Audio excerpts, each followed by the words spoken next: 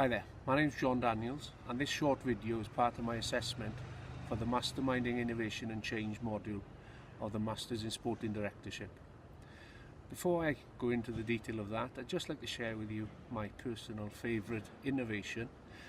If you look behind me in the stand here at Parc y Scarlets, you will see the red seats, the rows of seats, and they are curved, they are not straight. The reason for that is because in rugby, tries can be scored anywhere along the width of the pitch rather than just in the middle, which of course in football is the case. Now, as a result, a lot of the action takes place in the corners, and if you have straight rows in the stand, the first person who leans forward to look at what's happening in the corner obstructs the view for everybody else. The curvature in the rows of seats in the stands here at Parc y Scarlets means that everybody gets an uninterrupted view of all the action at all times.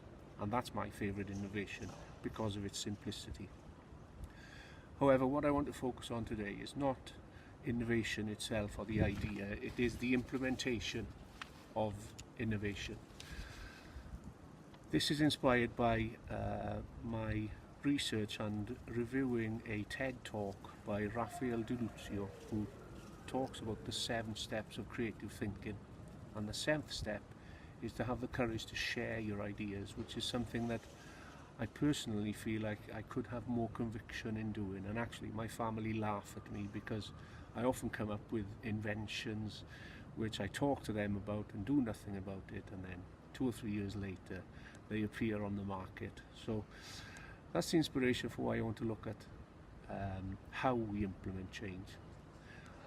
During my working life at the Scarlets, I've led on projects, a number of projects to varying degrees of success. One particular case led to the company spending a considerable amount of money trying to implement and put in an integrated ticketing and CRM system. Now, we did not do that successfully in my eyes, and I still carry a level of frustration around that. So as part of the completion of this assignment, I am going to review that process, what we went through, and I will do that by interviewing my systems manager at the time, a gentleman called Mr. Joe Paulson, who is now Managing Director of Vindico. He was the project manager at the time and I was the project sponsor. Hopefully I can take some learnings from the review with Joe, because we were about to embark on another project implementation in the development of a software package that will allow us to monitor the individual development plans of all our players. So in preparation for the interview, 3 key pieces of research that I believe will be relevant are Simon Sinek's Start with the Why, the Diffusion of Innovation and Geoffrey Moore's Chasm Theory, and Lorenzo Cavalec and Ramdani's The Long Conversation. So before I go into the interview, those are the main pieces of research that I have drawn upon, which I believe will be relevant. How relevant, I do not know yet, but I'm about to find out as I embark on interviewing Mr. Joe Paulson. Thank you. So, Joe Paulson, Managing Director of Vindico.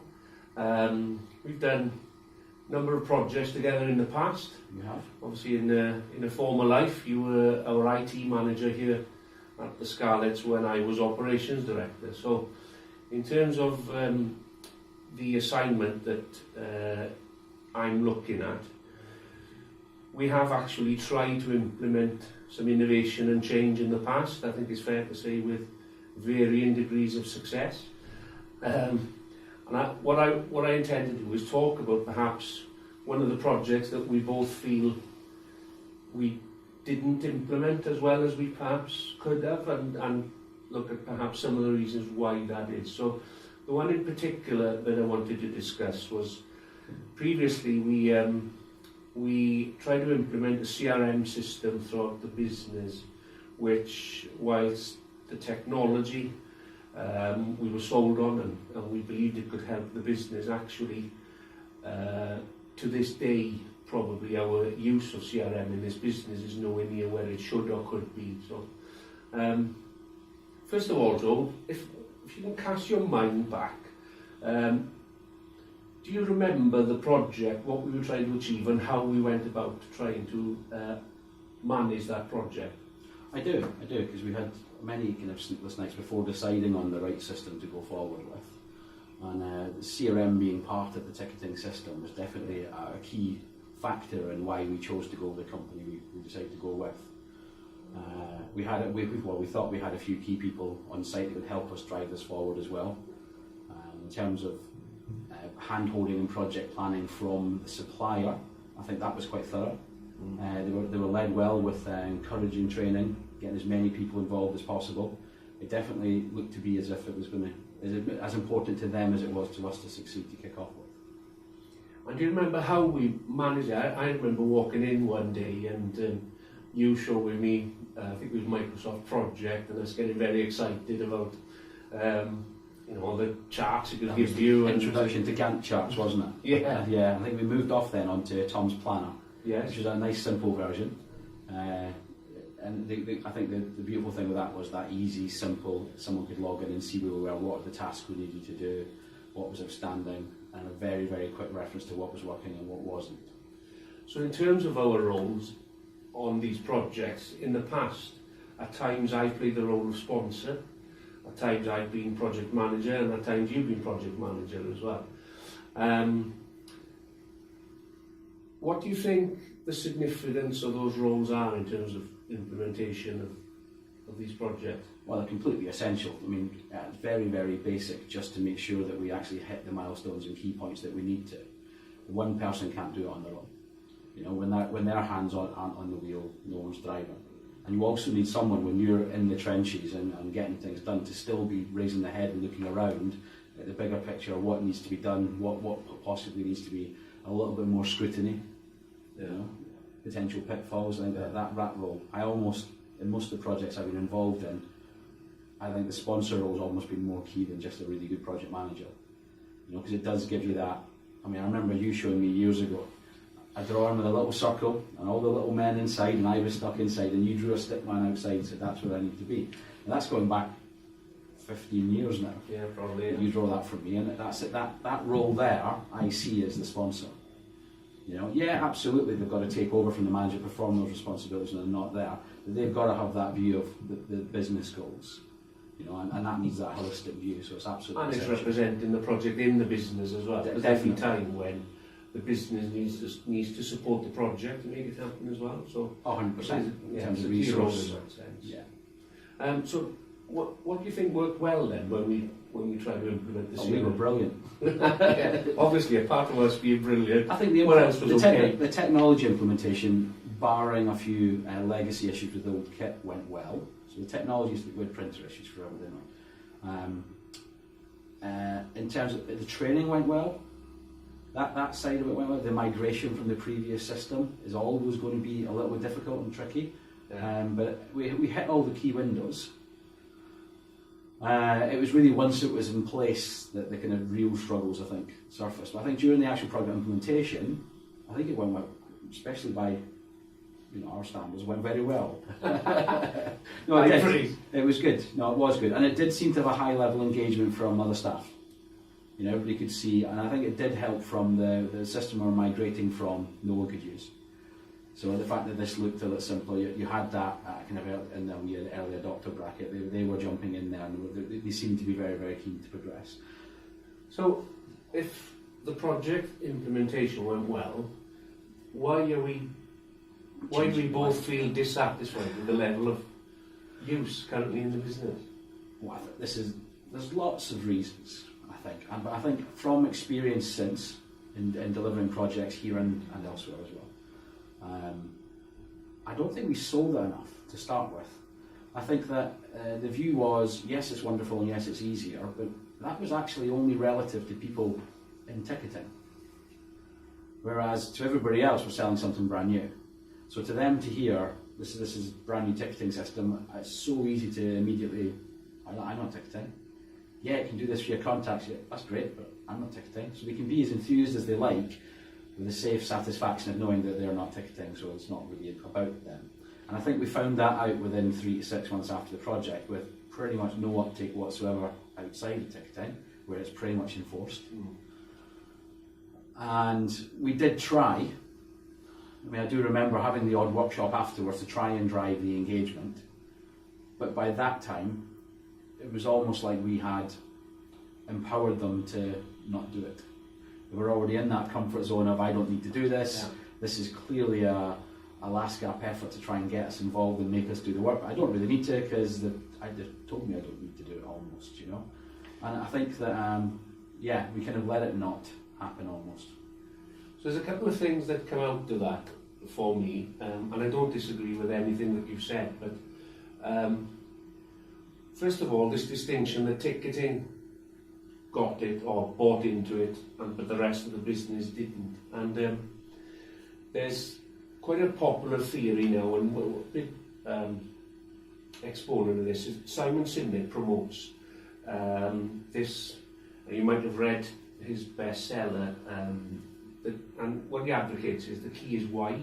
So it's not what you do, it's why you do it. Ticketing knew why they were doing it. That's right. Do you think we spent enough time explaining to the rest of the business why they were doing it, as opposed to how to do it or what to do? Did they know why they were doing it? If they did, it was at such a superficial level, it was ineffective. Yeah. You know, it was, I think it was almost this will make your life easier, this would be better if, this would be better if, but all of those, this would be better, all the ifs attached to it looked like work. Yeah, there was no massive driving goal that we need a singular view of the customer. There were a few naysayers regarding integration from other systems that to get that view, but you get those everywhere you go. The key is just to ignore them if I want. No, so I agree with that 100%. I think that was part of the when I said earlier about they needed to be sold to them better. They needed to understand, didn't they? You know? And I think that starts as well from that kind of has to come down from on high, doesn't it? This is why we're doing it, and that should have been part of the build-up, possibly before even the install. So we were all in the same boat to start with. I mean, we were both neck deep in this project, weren't we? Completely. You know, so to us it was about the project's success, and I think it's almost like we needed a kind of sponsor behind us to start with, saying, guys, bigger picture here, let's get everybody in the same boat. Yeah.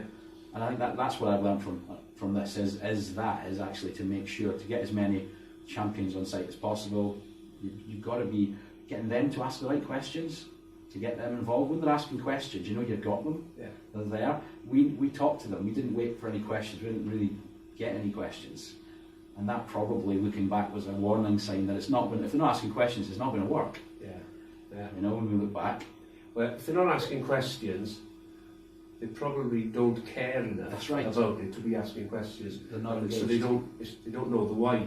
They knew the what. They knew what they were meant to do because they'd been told it over and over, but we didn't win their heart and minds in it because they didn't know why, perhaps. No, you're right. So I want to show you something now then, Joe, which we'll talk through in the context of what we've just discussed.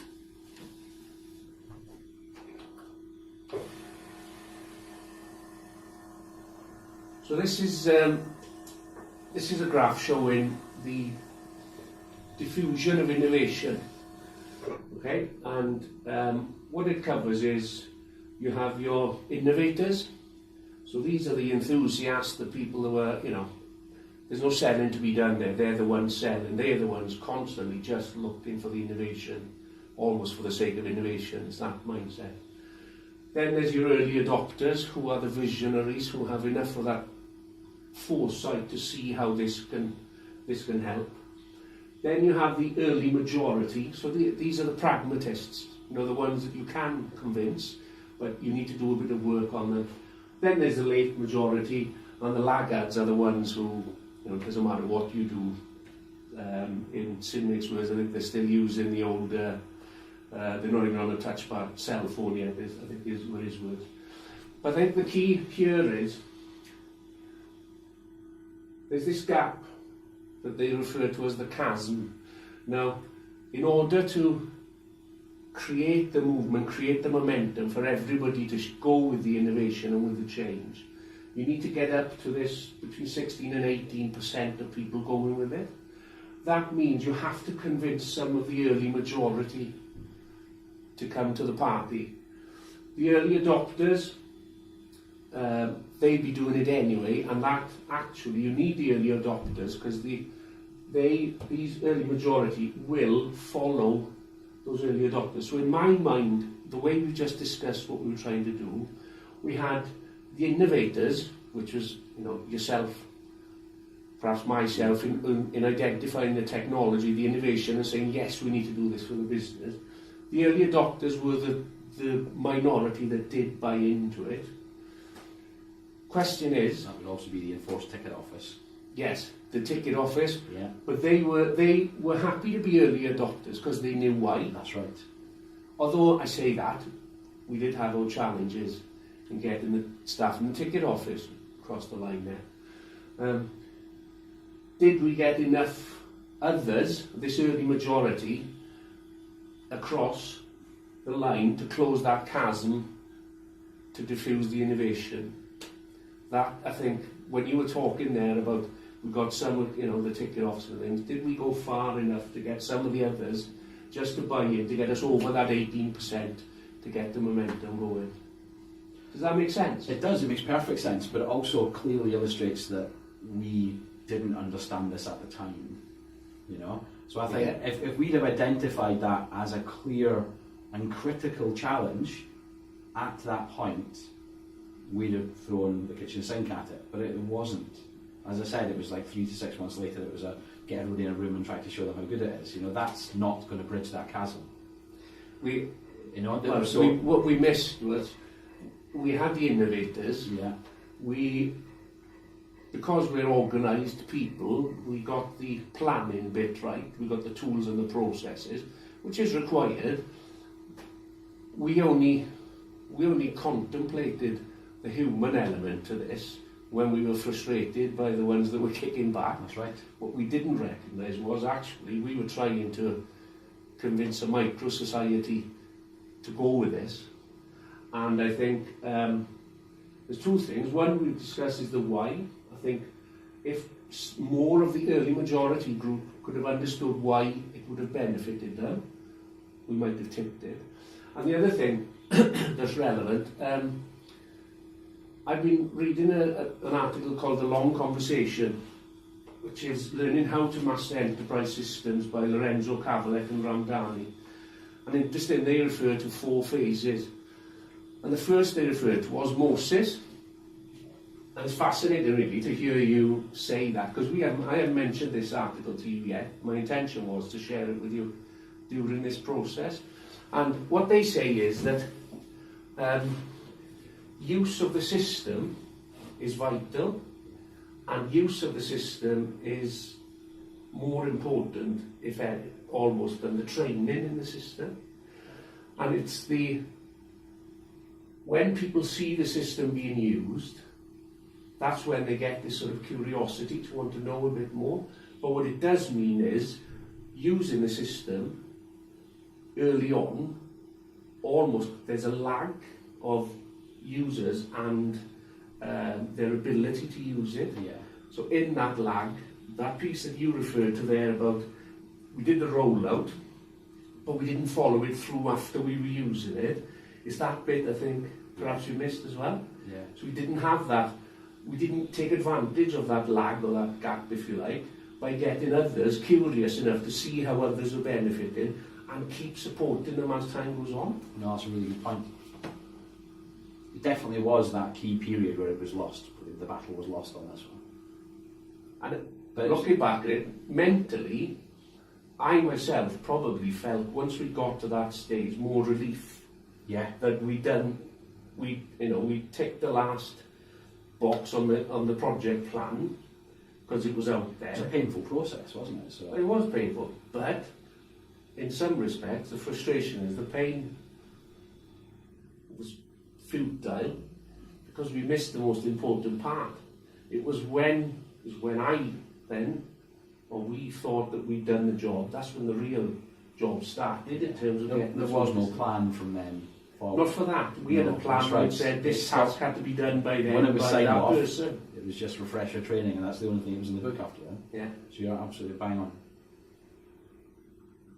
So, bearing all that in mind then, Yeah. we potentially are about to embark on another implementation of a piece of software, because we're currently looking at, through yourself and your company, with the Scarlets, creating a piece of software which can monitor the individual development plans of what players and ultimately coaches, which again is going to take, is going to need an implementation plan to get a group of people, a micro-society, to change what they're currently doing and buy into doing a new way of doing things. It's actually a few different micro-societies, isn't it? When we're breaking apart the different levels of the player, the coaches, the different levels of the coaches, they're all going to need persuading, and they're going to need to know why relatively to their roles.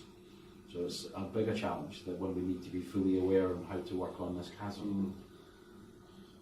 So there's the why, them understanding the why, and there's the osmosis that they refer to as well. So that's about starting to use it as it is. quickly as you can. Yeah, and that's helped by the simplicity, I think, of this system. The fact that anybody looking over someone's shoulder could, or anybody that picks it up should be able to use it without the kind of the big hurdles of training we had to overcome to start with. There needed to be quite a high level of education with the previous project. It's not quite the same here. Yeah. But from the coach point of view, it's still a lot there. So just so far what we've done once we've been looking at that, the development passport, I've had some of this in the back of my mind to date, and I haven't shared it with anyone. And what would be interesting for me to know, see if you're going to recognise any of what we've done so far and what we've just discussed. So, for example, we've had 2 sessions now where we've spent time with the development coaches, primarily. You've put the innovators and the early adopters in the room, haven't you? Exactly. But I've also kept the group out, haven't I? Yes, you have, because they're going to be, the later stage. They're not involved. They shouldn't be involved yet. They're not going to be interested yet. Yeah. So part of my thinking is I'm not going to convince them of the why until they can see, till I can refer to it working in the development arm as well. So, so in terms of what we've done so far, yes. With innovators, we've got our early adopters in the room. Yeah. Kept out perhaps the late majority, but there is a group that we need to identify in between. We need to target this group of early majority people that we need to start to get people over that 18%. But for me, that'll come after we've done the legwork with the early adopters to get the product right, isn't it? Then when we sell the why, they'll be able to visualise it because of the software. Does that make sense? No, it makes perfect sense. So, all that's left for me to do is to summarise what I've learned and what I will take forward into the next implementation plan that I'm faced with. First of all, my previous history of project implementation plans clearly takes us to the chasm, but doesn't get us across the chasm.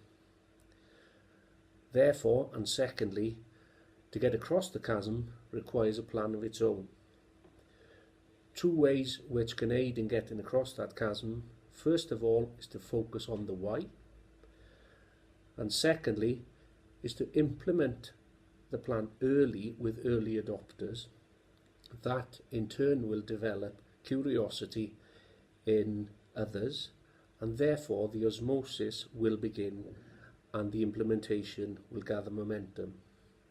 Finally, respect the fact that you don't know everything. You only know what you know, but don't let that prevent you from trying.